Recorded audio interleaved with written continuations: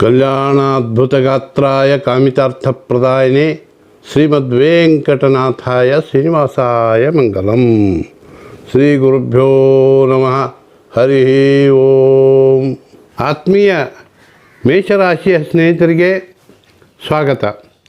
July ತಿಂಗಳ ನಿಮ್ಮ ರಾಶಿ ಫಲಗಳನ್ನು ತಿಳಿಸುತ್ತಾ, ಲಗ್ನಾಧಿಪತಿ ಮಂಗಳನು, ಧನಸ್ಥಾನದ ಗುರು, ಮೂರನೇ ಶುಕ್ರ ಹಾಗೂ ಶನಿಯು ಕೂಡ ವಕ್ರಿಯಾಗಿ ನಿಮಗೆ ದಶಮ ಸ್ಥಾನವನ್ನು ವೀಕ್ಷಿಸ್ತಿರೋದ್ರಿಂದ ನಿಮಗೆ ಉದ್ಯೋಗಗಳಲ್ಲಿ ಭಾರಿ ಪ್ರಗತಿ, ಧನಲಾಭ ಮತ್ತು ವಿಶೇಷವಾಗಿ ಮನೆಯಲ್ಲಿ ಶುಭ ಕಾರ್ಯಗಳು, ವಿವಾಹ ಆಗದವರಿಗೆ ವಿವಾಹ, ಸಂತಾನ ಇತ್ಯಾದಿಗಳು ಜರುಗುತ್ತವೆ.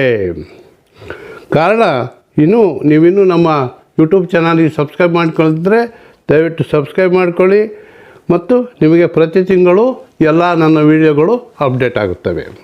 ಬಂಧುಗಳೇ, ಮೇಷರಾಶಿಯಲ್ಲೇ ಇರುವಂತಹ ಮಂಗಳನಿಂದ ನಿಮಗೆ ಅತ್ಯಂತ ಅಪೂರ್ವ ಶಕ್ತಿ ವೃದ್ಧಿಸ್ತದೆ.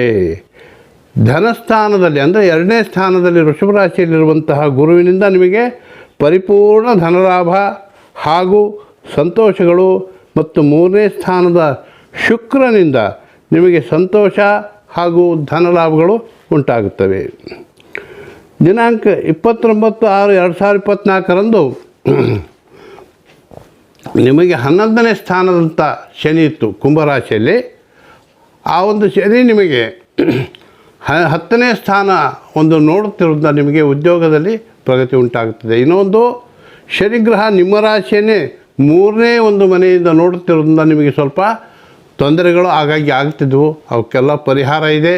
ಇನ್ನು ನವಂಬರ್ 8ನೇ ತಾರೀಕಿನವರೆಗೂ ಶನಿ ಕೂಡ 10ನೇ ಸ್ಥಾನವನ್ನೇ ವೀಕ್ಷಿಸುವುದರಿಂದ ನಿಮಗೆ ಶುಭ ಫಲಗಳು ಉಂಟಾಗುತ್ತವೆ ಮತ್ತು ಹೆಚ್ಚಿನ ಉದ್ಯೋಗ ಅವಕಾಶಗಳು ಕೂಡ ಸಿಗುತ್ತವೆ. ಇನ್ನು 6ನೇ ಕೇತು ಶುಭಕರನು, 12ನೇ ರಾಹು ಹಾಗೂ ಕೇತುವಿನಿಂದ ನಿಮಗೆ ವಿದೇಶಿ ಉದ್ಯೋಗದ ಅವಕಾಶಗಳು ಉಂಟಾಗುತ್ತವೆ. ನಿಮಗೆ ಪ್ರತಿ ಗುರುವಾರ ಶುಕ್ರವಾರಗಳು ಅದೃಷ್ಟದ ದಿನಗಳು. ದಿನಾಂಕ 4, 5, 6, 12, 16, 19, 24 ಹಾಗೂ 28, 29 ನಿಮಗೆ ಶುಭ ದಿನಗಳು. ಶುಭವಾಗಲಿ. ಸರ್ವೇ ಜನಾಃ ಸುಖಿನೋ ಭವಂತು. ಸಮಸ್ತ ಸನ್ಮಂಗಲಾನಿ ಭವಂತು.